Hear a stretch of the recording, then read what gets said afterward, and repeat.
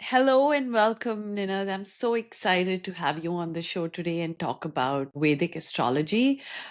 This is a very hot topic in India, and now I think it's kind of spreading across the world as well. People are more curious to see how the stars are affecting their lives and how they can basically use that as a guideline to plan better for the hmm future. So, to begin with, can you tell the audience a little bit about how you got into Vedic astrology? Where did you study from? And, what's your journey been like? Well, thank you, Rishanka, for having me on your show. It's an absolute honor. So, I always had a fascination in Vedic astrology since childhood. When I got to know about sun signs and their characteristics and personality traits, I think that sparked kind of interest of this science in me. And And then I think I also naturally inherited it from my maternal grandmother. She was a very good astrologer, and she used to do all the calculations by the hand, old school.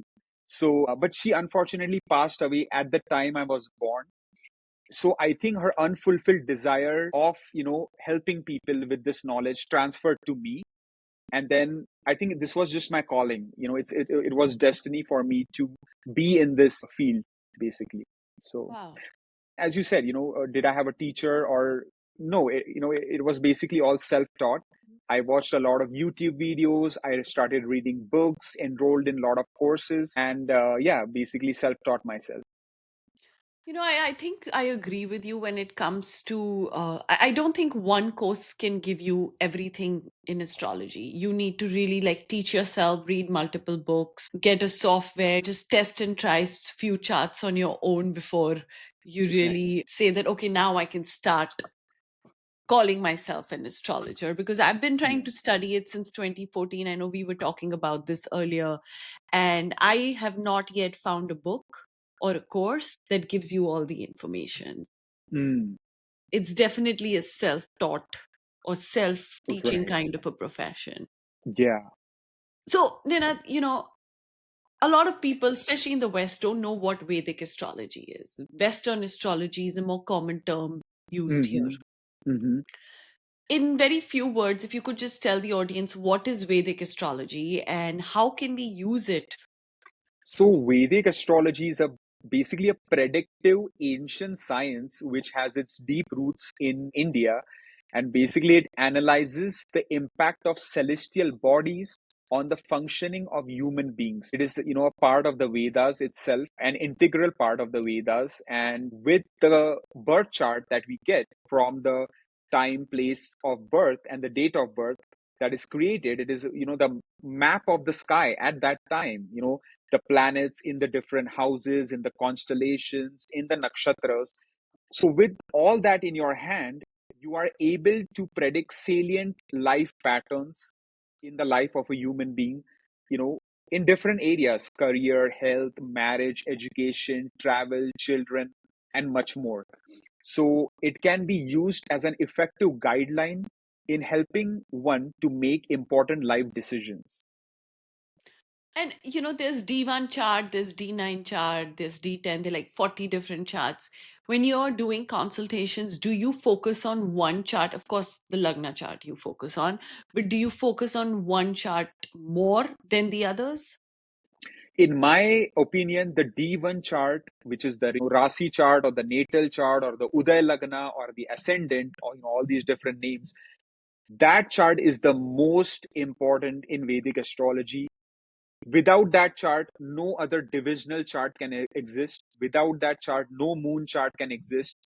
So the essence of Vedic astrology is in the D1 itself. All other charts are mathematical reinterpretations of the D1. So if you are a well versed astrologer, in my opinion, you need not even glance at other charts. If you really know astrology well, you can tell a whole lot by just analyzing the D1. So D1 is good enough to make big predictions. Absolutely, absolutely. Because again, as I said, like what is the moon chart? It is just taking the moon and the house it is placed in the D1 and rotating it to be the first house, and then that is the moon chart. So all these other charts are just, reinterpretations of the D1.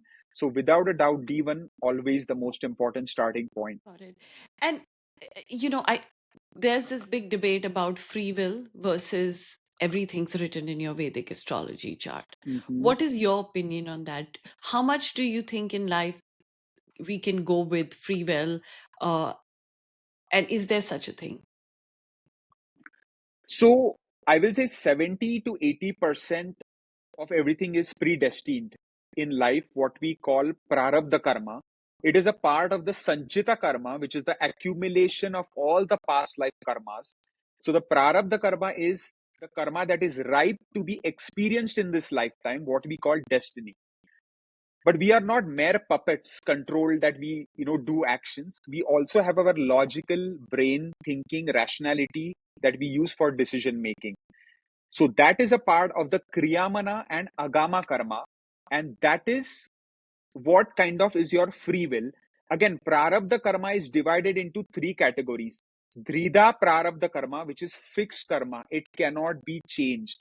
So if there are several factors in a horoscope influencing a house, for example, in a woman's chart, if there are several planets influencing the fifth house, in not a good way, then she might never have a child. No matter what remedies, doctors, nothing can help. That is the fixed Drida Prarabdha Karma. If it is Drida Adridra Prarabdha Karma, which is fixed, non fixed karma, then with some remedial measures, whether it's puja, rituals, mantras, vows, fast, or whether it's getting medical treatment, then maybe she might be able to have a child. So there is some leeway there. And then the final one is Adrida Prarabdha Karma, which is complete free will, where let's say I want to lose 10 pounds. I hit the gym every day for 3, 6 months. I lose that amount of weight. That is my application of free will, which is Adrida Prarabdha Karma. So, yes, we have some free will where we can change or alter the destiny to an extent if it is not Drida Prarabdha Karma. So, what about timing of death, timing of accidents? This is definitely not in control of, it's not in somebody's control. It's you can't really use free will here. So is this Sanchit Prarat? Sanchita. So, Sanchita is the total accumulation of all past life karmas. It is Mhm. the entire balance. But Prarabdha karma is the karma this lifetime that is ripe to be experienced in this life, basically. So, in regards to Ayu, what we say longevity of life, that is the eighth house. So, the Ashtam Bhav is going to really speak about longevity. And basically, you brought up a really good question. In terms of Ayu, it is fixed. I believe it is going to be Drida Prarabdha Karma in 99% cases where, or sometimes if it is Drida Adrida Prarabdha Karma, there is a person who just narrowly escapes death. They just get like brushed by a car and, they just like miss like actual death by like just an inch or something, right? So these things are in the battlefield, in the army or something, they get hit by a bullet, but somehow they miraculously survive. So in that case, maybe it is some drida adridra parabdha karma where it is not that fixed. But I believe for most people that ayu is fixed. It is predestined. Nothing can really easily change that. You know, are there certain planetary placements that can show that this person's going to leave a legacy? Like That is a Saturn great. in eighth, or, I don't know, Rahu in first. Absolutely. So legacy is mainly tied to fame because when you have a lot of fame, you create a lot of impact on thousands and millions of people across the globe. So when you are that famous for whatever reason, whether good or bad fame, you are able to leave that impact for maybe generations to come. And that can be decided by the first, seventh, 10th, and 11th houses in the birth chart. Those are the houses mainly connected to fame, to kind of leaving a legacy or a mark for many, many generations to see that. So th- you have to look at all these four, five houses together to see if there's a legacy, and if the legacy will be a good legacy or not. Exactly. So, I mean, again, it's an amalgamation of a lot of factors. But basically, these three, four houses, if they are showing a lot of confluence, when there are several factors indicating, in the first house, if you have like four or five planets, or in the seventh house, if you have, three, four, or in the seventh, you have three, four of these very important planets, then it is indicating some really strong activation of these houses. And if you are in the right place at the right time, or in the right profession, in a public facing type profession, then yeah, you might have the ability to leave a mark on your audience. Like, one good example is of Mr. Beast. He's like the number one YouTuber right now. He has like almost, I think, 400, 500 million subscribers. So of course he's going to leave a legacy for maybe generations to come, who are going to remember this incredible achievement. So he must have some really strongly activated fame houses in his chart. Got it. All right. So, talking about like the elephant in the room, which is Sade Sati, I know everybody is very scared of it. It happens twice or thrice sometimes in a person's life and goes on for 7 years. There's so much fear associated with this, Hmm. that, oh my God, it's starting soon and everything's going to go down the dumps. What is your opinion on Sade Sati and the planet Saturn? Sade Sati, first of all, in my opinion, is overhyped. Shani is not much as a troublemaker as Rahu is, in my opinion. I think so too. Yeah, Yeah. so many. I mean, I've given over 1,000 consultations till now, and 90-95% clients, they have mostly issues in the Rahu Dasha or Antar Dasha or Pratyantar Dasha, whatever it might be. Sade Sati is what? Saturn is a teacher. As long as you lead a disciplined way of life, you are a good, kind, humble human being. You Mhm. treat everyone with respect. You work hard for your goals and objectives. You do not take any shortcuts. You follow your good ethics, morals, values. Then Saturn is only going to bless you. Like, I do not see any reason why Saturn can trouble you, unless, of course, it is you are running its Mahadasha, and it is like literally in debilitation in your chart, in a not a good nakshatra, again influenced by like Mangal or sitting with Ketu or something. Then yes, Saturn can create problems in your life. But Sade Sati is nothing to be feared. It actually teaches you many life lessons over those years. So it is something to be cherished, actually. So, a lot of these astrologers have made a big business out of this by recommending remedies for Sarasati or for Hmm. any dasha. To what extent do these remedies work? The only remedy which I believe for Sade Sati is, of course, the oil remedy, going to the Shani temple, that's good. But I think Hanuman Chalisa, that is the ultimate remedy for anything and everything.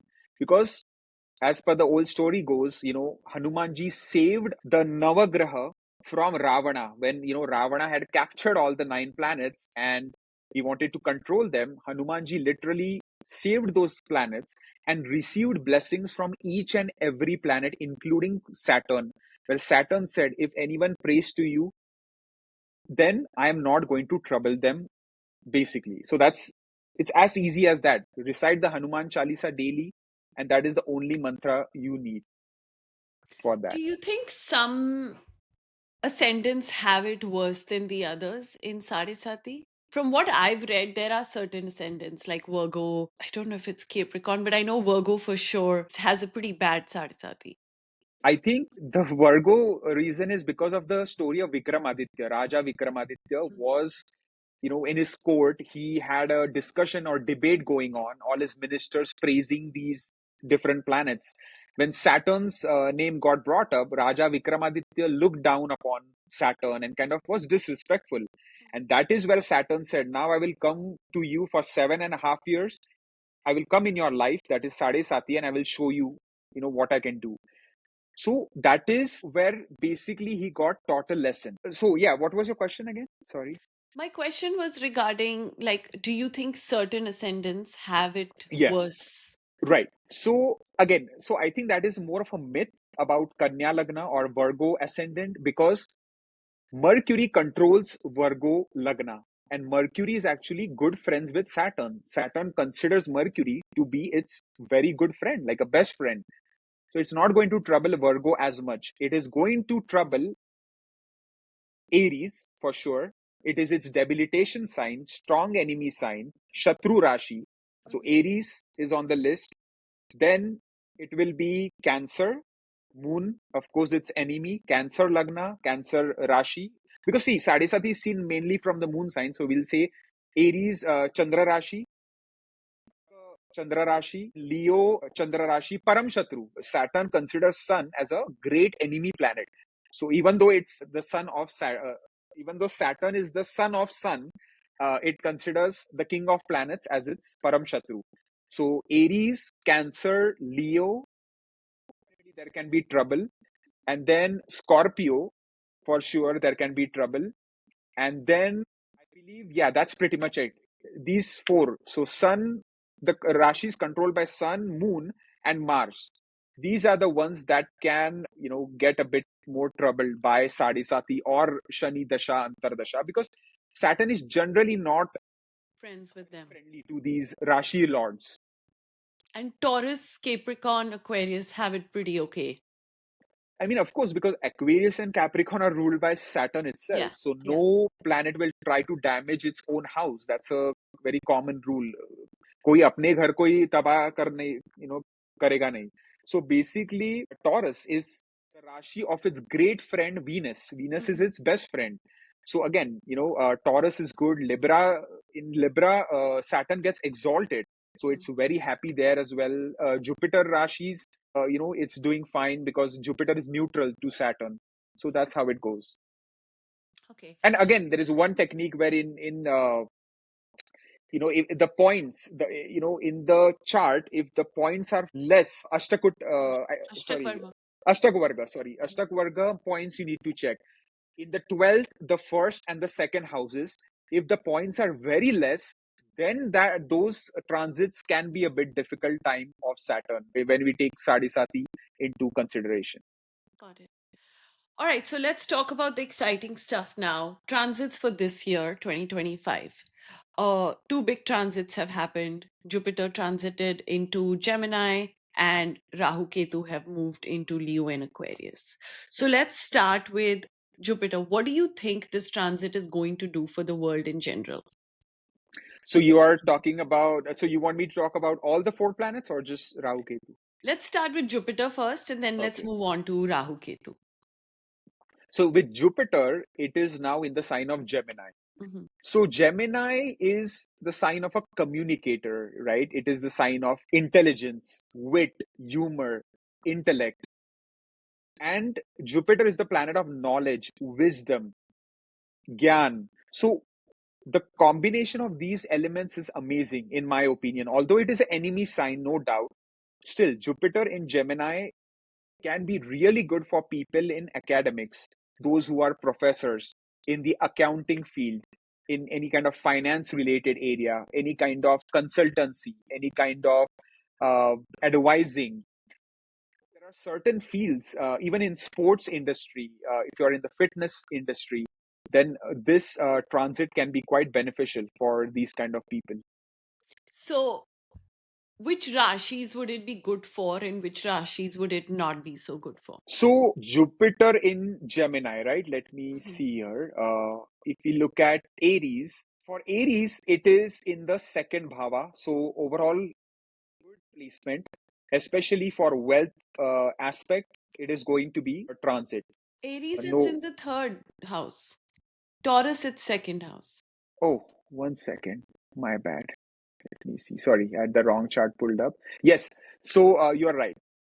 Aries, it is going to be in the third house. And Mhm. so third house is also a good house. So especially now let's, we are doing this electronic communication here. You are trying to be an influencer. I am trying to be an influencer. So this transit can help for those Aries people who are into the influencer field, who are trying to gain more subscribers, followers, try to gain more spotlight via communication, electronic media. Mhm. Then Jupiter in the third house can be a big blessing because it controls the ninth house of Bhagya as well.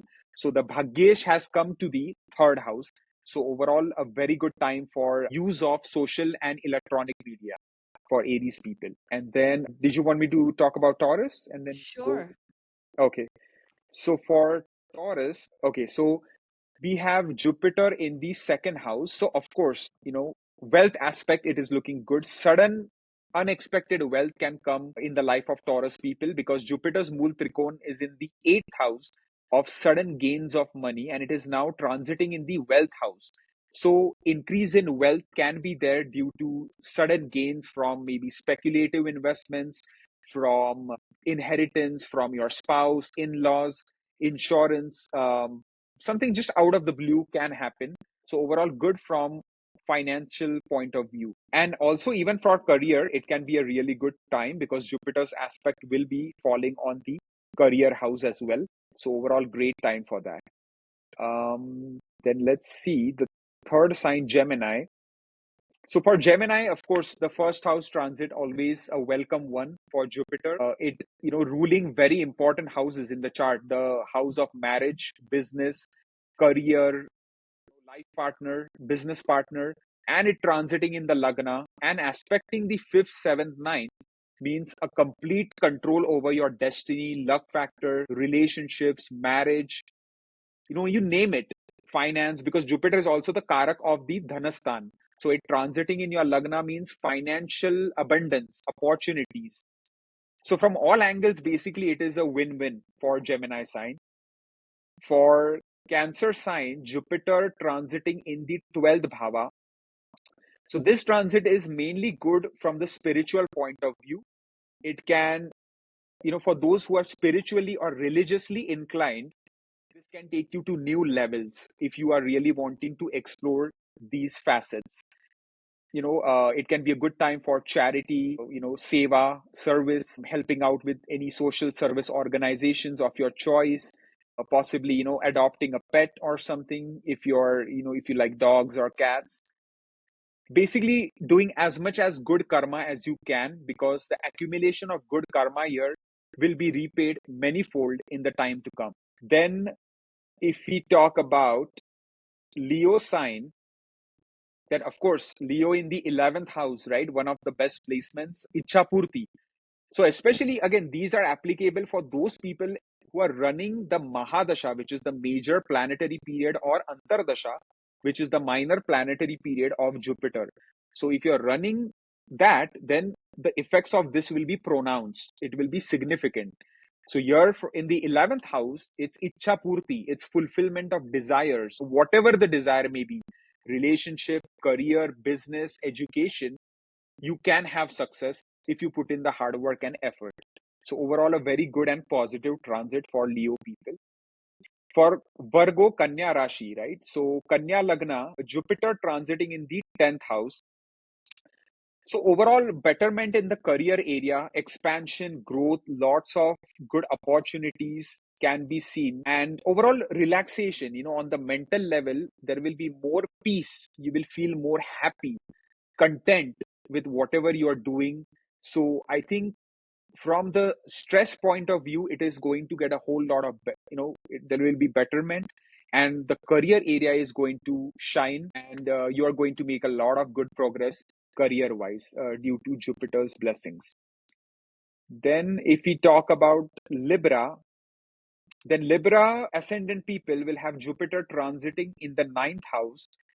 So this is the best time for traveling. If you're running Jupiter Dasha, Antardasha, then the best time for any spiritual or religious travels abroad.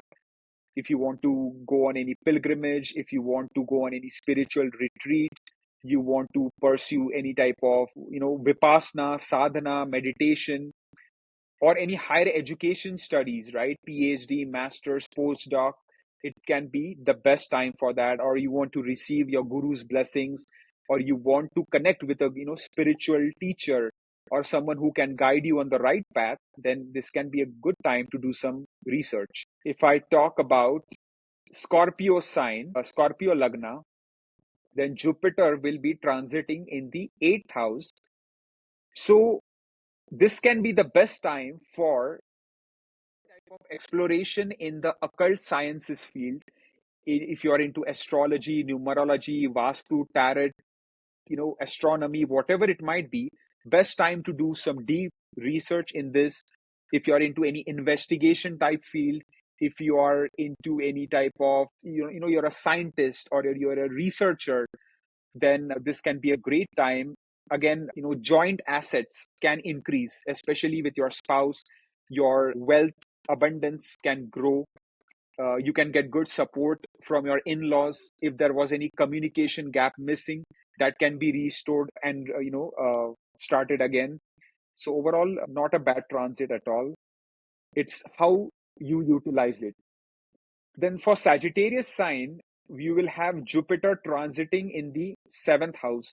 Of course, that means chances of marriage are going to be strongly activated here, because Jupiter, being the lord of your ascendant, is transiting in the seventh. So chances for marriage, chances for settling down, chances for finding a spouse, a compatible one, even great time for business area. If you're a businessman, then you can expect some good leads, good communication with your employees, and some good fruitful discussions with your business partners as well, if you are in a business partnership. So overall, a lot of good expansion opportunities can be there in the business domain, and some long distance traveling, journey, and vacation can be on the cards as well. For the Capricorn sign, Jupiter will be in the sixth house. So sixth house is not a bad placement, right? Because Jupiter does rule the Dustana bhavas in your chart, the third and the 12th. So it transiting to the sixth, which is another Dustana, is not a bad yoga at all. So it, in a way, it is a Viprit Rajyog. So overall, a great time for competitive studies, examination, any type of competition, debate. It can be a great time for, maybe taking a loan if you're thinking of starting a new venture. Again, you need to make sure your natal chart supports that. It can be a great time for, winning a lawsuit, litigation, court case. Overall, daily work life routine improving can be there, and money flow can also improve. Wealth accumulation can become stronger due to Jupiter's transit in the sixth house. But just be watchful a bit of enemies, because try not to get into too much arguments and whatnot, otherwise there can be issues. If I talk about Aquarius sign, for Aquarius Lagna, Jupiter will be in the fifth house. So, overall, a very positive placement. It is a trine house, what we call a Trikon Bhava. So, your overall sixth sense, gut feeling, intuition will naturally become stronger. You will be able to make decisions with, sharp, it will be just very intelligent and sharp decision making now. You will start to plan out the roadmap for your future success. So I think this is one of the best placements, because with good decision making, you will be able to achieve success in any walks of life, that you're currently engaged in. Also a great time for relationship area. If you're single, for those couples already in a relationship, if there was any communication gap missing, this is the best time to be transparent, to communicate your honest feelings with your partner. And overall, the time is going to be great for couples as well. Also, the best time for Tantra, Mantra, Yantra, right? So if you want to recite any mantras or start reciting any mantras, it is one of the best times to do so. And then finally, Pisces, mean Lagna, you are, Jupiter ruling your Lagna itself, transiting in the fourth house. So the best time for re-establishing any broken relationship with your mother. If your mother was suffering from any health issues, there can be some respite in that area. For primary education students, you will do very well in your academics. And also overall, can be a chance to reconnect with your childhood friends, friends who are like family to you, but maybe you have not talked to them for a long time. This can be a golden opportunity to reconnect with those, childhood friends, and make great memories again. And also a great time for career as well. Strong and significant progress can be achieved in the time to come due to Jupiter's blessings on the career house. Wow. That's sorry, I've made you talk a lot, but that was No worries. really helpful. I'm sure the audience is going to appreciate the breakdown of each Rashi's prediction. I have one or two more questions that I Okay. do want to ask you. So, if somebody's dasha is not good, Antardasha and Mahadasha, but a general transit that happens yearly, like say a Rahu Ketu transit just Yeah. recently happened, is good for that person, or how do those intertwine? Like, what triumphs? Is it your personal Mahadasha or is it the yearly Dasha that takes more importance? So again, it's an amalgamation of a lot of factors that come into play. There's no easy answer here, but basically, let's say a person is running a very malefic Mahadasha and Antardasha. The combination is, not that good. But in your chart, if the planets are fairly well placed in the gochar, in the sky, in the transit, the planets are transiting well, then overall good results can be. If Mahadasha, Antardasha are not good in your chart, also the planets are under affliction, and in the gochar, in the sky also, the planets are not moving favorably, then there will be issues 100%. But for that, remedies are the most important. Again, if the prarabdha karma is of the fixed nature, which is drida prarabdha karma, remedies won't help, nothing can be changed. You are destined to face the consequences.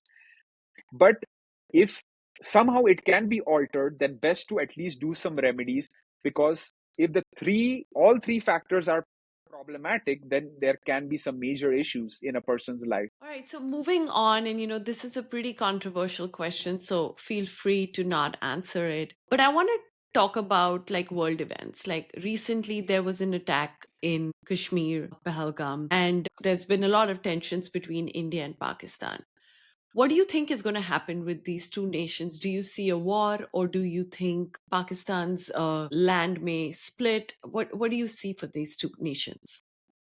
So all I can say, see, because predicting at such global levels, at that Hmm. scale, might not be the most effective, or it might not make sense.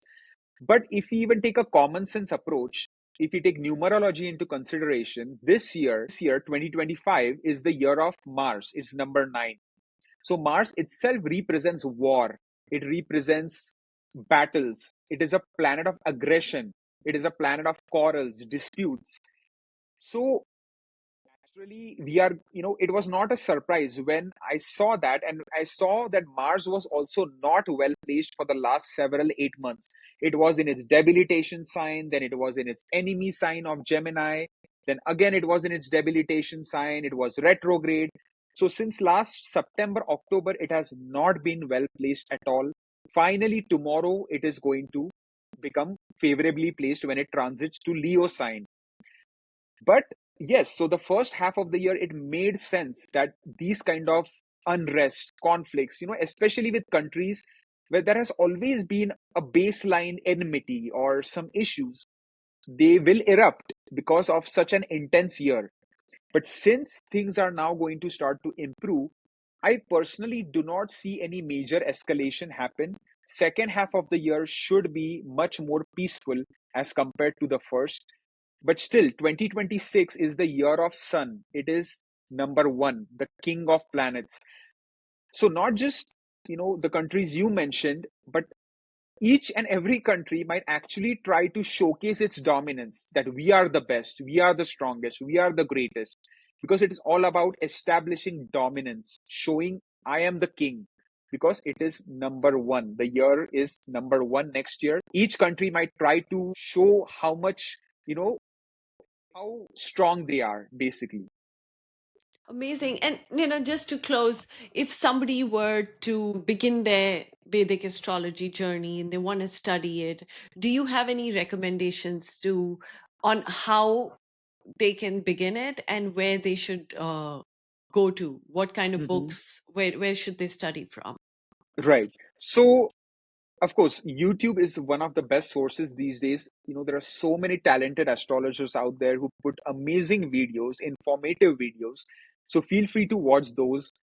If watching YouTube is not your thing, then of course there are so many books, countless books available on Jyotish.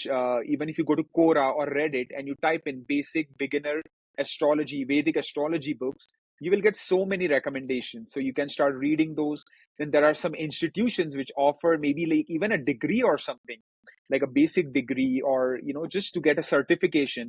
So you can certainly look into that. And if you're not into any of those things and you just want a chart analyzed, there are so many good experienced astrologers out there who are most willing to kind of guide you through your chart.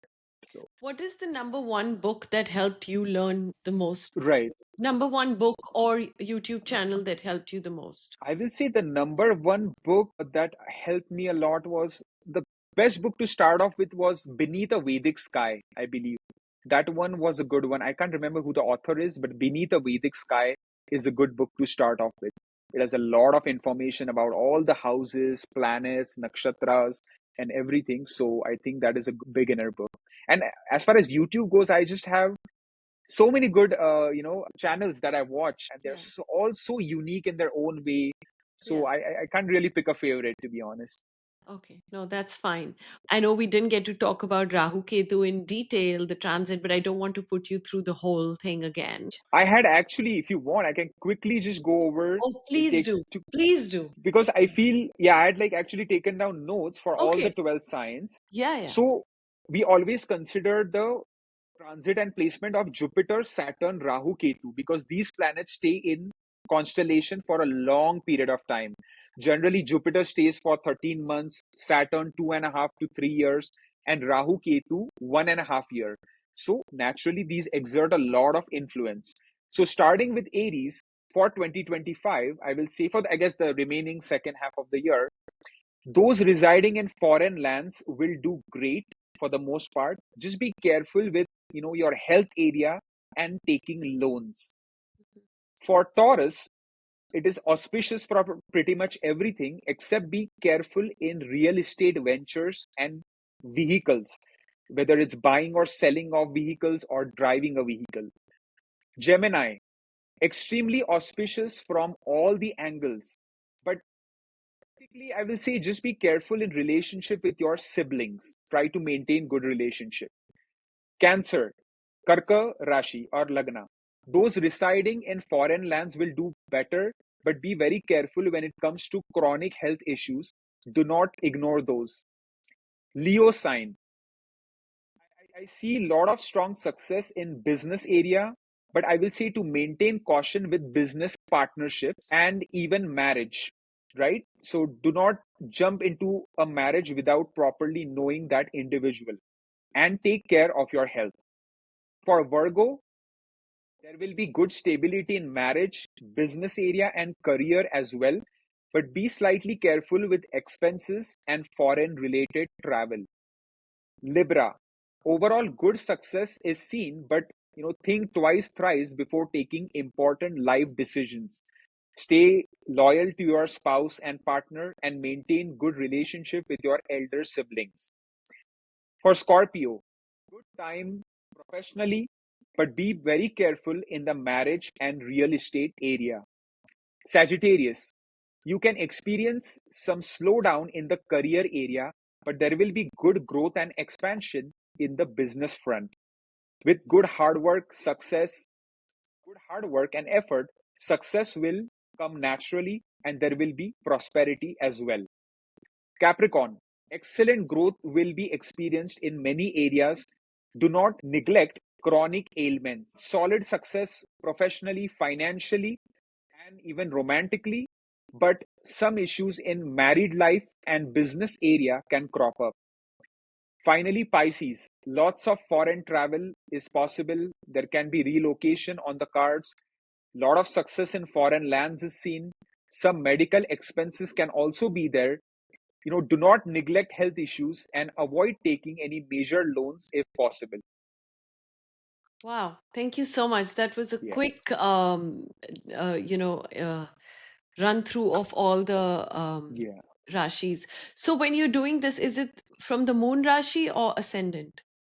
So the Lagna ascendant is always going to be the most important. So more a person should see from the ascendant, but for monthly horoscopes, for daily horoscopes, for weekly horoscopes, I think the moon Rashi can play a very vital role. So, again, the moon has an impact on the mind and emotions of a human being, more about the mental, emotional senses, whereas the ascendant is the actual physical environment, what we experience events in real time in the physical sense. Got it. But I think a person should see the prediction from both the Lagna and the Chandra Rashi, Moods. basically. Unless you have both in the same.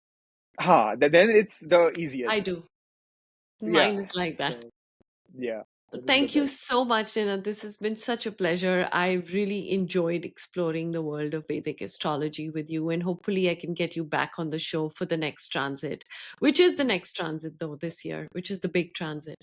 So actually, it's funny. Jupiter has now become Atichari because Jupiter usually, as I said before, stays in a sign for like 13 months, Yeah. like over a year. Hmm. But this time, as soon as it entered Gemini, it's like moving because of this year, it is transiting to Cancer. Then December 4, it is moving back to Gemini. Then again next year, May, it is transiting to Cancer, and then it will transit to Leo. So Atichari is when a planet moves very fast as compared to its normal rate of motion. So here Jupiter will be flying through these constellations for I think the next 5 6 years, at least next several years, which Wow. is unusual a bit. So It's good. At least one planet is moving fast and giving you results fast, Otherwise, with Saturn and Rahu Ketu, it's like you wait 7 years, sorry, 2.5 years, and then yeah, 1.5 year. yeah, It can yeah. be very frustrating sometimes. Exactly. So with Jupiter is going to really start giving rapid results. The results what it was going to give in like 1 year, it can give in like 5 6 months because it is covering the entire sign in like 5 months for Gemini. So Yeah. it's moving at an insanely fast speed right now. So Jupiter's main transit will be in October in the sign of Cancer, and then no other major transit will be there besides Jupiter this year. And to close, Ninad, one Rashi that you think is going to do very well in 2025, which is going to prosper in every way? I will say Gemini. Gemini will be the Rashi because if you look at it, Gemini has literally Jupiter in the Lagna ruling the seventh and 10th houses. The houses of marriage, business partnership, career, your job, spouse. And then you have Saturn, which is your Bhagyesh, which is the controller of your destiny, sitting in the 10th house, which is two places away from the ninth house, which which is amazing, phenomenal, because it is a Upachaya Bhava. So a malefic like Saturn does very well in a Upachaya house. So in the 10th, Saturn is amazingly placed. It is a Bhagyesh for Mithun Lagna, Gemini. So great. Ketu in the third house, which is a Upachaya again, it is a growth house. So Ketu is comfortable in the third. And then finally, Rahu in the ninth, in its own cosine of Aquarius, which it rules alongside Saturn. Aquarius is an air sign, Rahu is an air planet, Rahu is very happy, and then Jupiter is aspecting Rahu as well on the ninth house. And Rahu again considers Mithun to be a very good Lagna for him because he's best friends with Mercury. He does very well. In my opinion, I've gone through the Rahu Dasha, and Rahu Mercury is one of the best periods in the Rahu Dasha. So, overall, Mithun Lagna is really blessed for at least the next couple of years. Wow. Well, thank you so much, Ninad. And, I hope to be in touch with you soon. Yeah, thank you again, Rishanka. It was absolute pleasure, and have a good, nice rest of your week as well. Thank you.